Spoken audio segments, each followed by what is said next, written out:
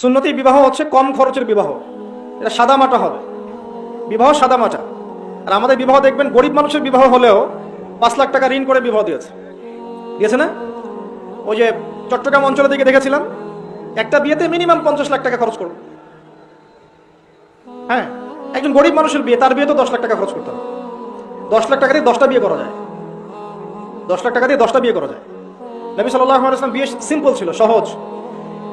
ছেলে মেয়েকে দেখতে পারবে একবার, ছেলে মেয়েকে দেখতে পারবে, মেয়ে এবং ছেলের সাথে প্রশ্নোত্তর করতে পারবে, ঈমান আকীদা এসব জানার জন্য টুকিটাকি, পরিবারের গার্ডিয়ান সহ। ছেলে দেখবে, ছেলের মামা, ছেলের দুলা ভাই, এরা মেয়েকে দেখতে পারবে না। কথা বুঝতে পারছেন?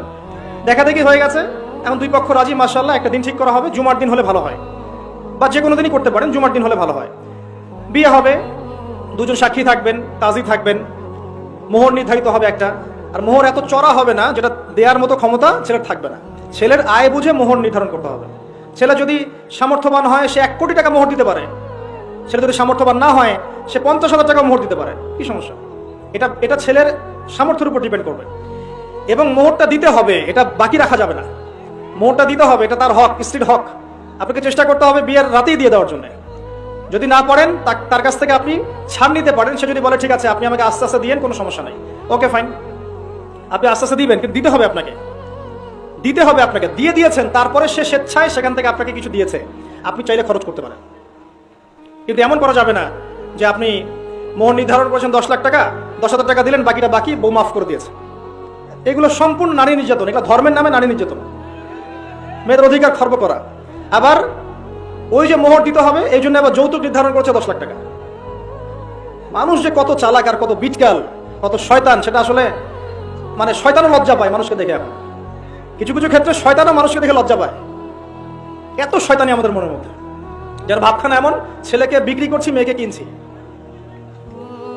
তো আবার দেখা যায় মেয়ের বাবার ঘাড়ে বিশাল একটা বউ ভাতের চাপিয়ে দেওয়া হলো, একটা বোঝা চাপিয়ে দেওয়া হলো। তো অলিমা করবেন আপনি, অলিমা করবে ছেলে।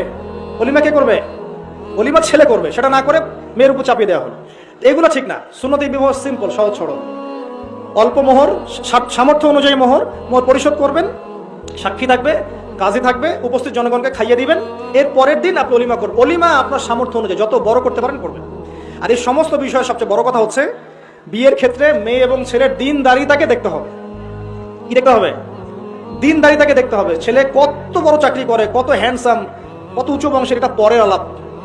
এগুলো আলাপ পরে। ছেলে 5 ওয়াক্ত নামাজ পড়ে কিনা আলাপ আগে, ছেলে দাঁড়িয়ে আছে কিনা আলাপ আগে, ছেলে হালাল খায় কিনা এগুলো আলাপ আগে, ছেলে কোরআন পড়তে জানে কিনা এগুলো আলাপ আগে, ছেলে ফরজ ওয়াজিব মেনে চলে কিনা সেটা আলাপ আগে, মেয়ে পর্দা করে কিনা এটা আগের কথা, মেয়ে দিন বসে কিনা এটা আগের কথা, মেয়ের আকীদা কেমন সেটা আগের কথা।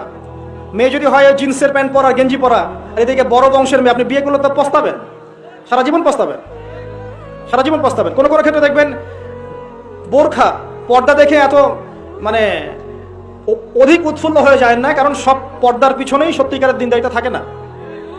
এখানে আপনাকে আল্লাহর কাছে চাইতেও হবে, স্মার্টলি তার আকীদা, আমল, পরিবার, বংশ দেখতে হবে। স্পেশালি মেয়ের মা কেমন সেটা দেখেন, মেয়ের নানি কেমন সেটা দেখেন, মেয়ে যে পরিবেশে বড় হয়েছে ওই পরিবেশটা দেখেন। ঠিক আছে।